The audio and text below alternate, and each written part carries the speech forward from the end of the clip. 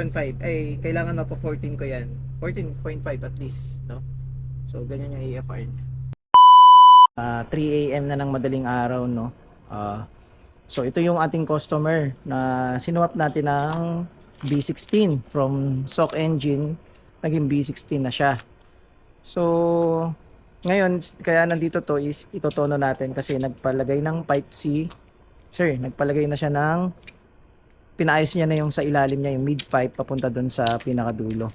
So kasama ko si Renz. So itotono natin yung kanyang tapos pagkatapos pala nito itono, i-deliver ulit ni Renz dun kay Sir.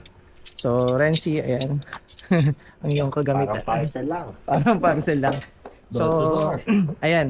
Ano natin to, totono natin. Pakikita ko sa inyo ano yung mga ilalagay natin dito kapag tinotono.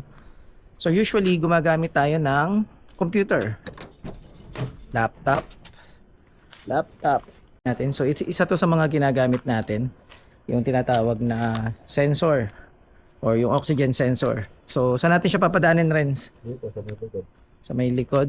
So bigyan natin kay Renzi dito. Hindi siya masusunog.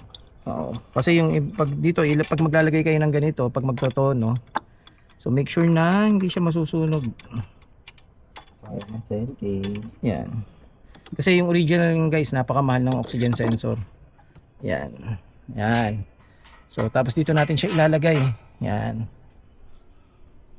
Pagkatapos ang ginawa ko kasi dito guys is yung pinaka AFR niya, ito. Yung AFR is nasa may cigarette packet na lang siya.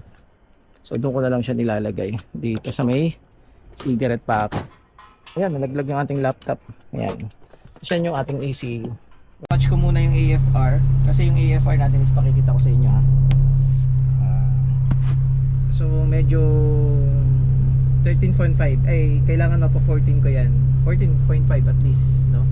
So ganyan yung AFR niya. Tapos ito yung laptop natin. Ayan. So nandito tayo ngayon sa 7-Eleven. Ayan. So ang gagawin natin is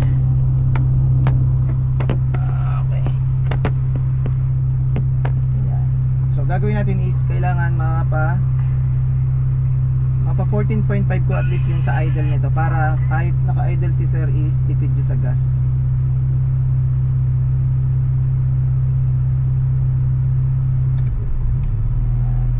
Natin kung saan siya pupunta sa adjustment natin. So 13.6, 13.7 konti pa.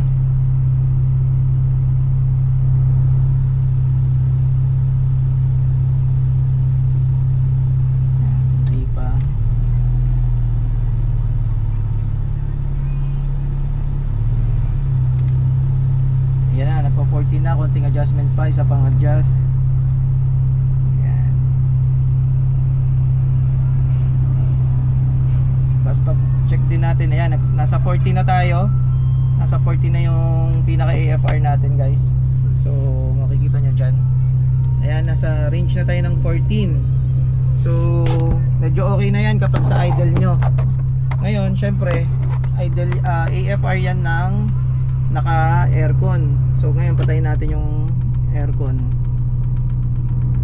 So ngayon mag-check ulit tayo. Nasa 14.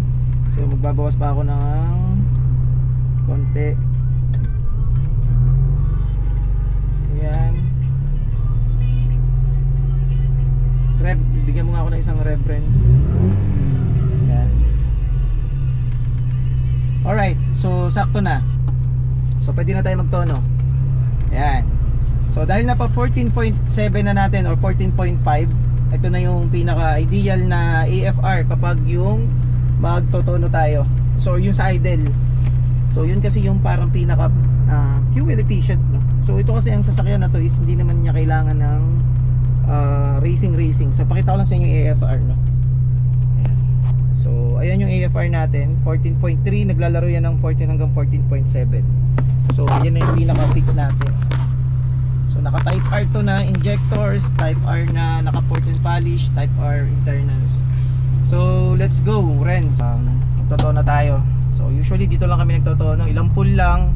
Okay na yun. Basta mapaganda natin yung AFR, maganda yung takbo, may hatak. Ayan.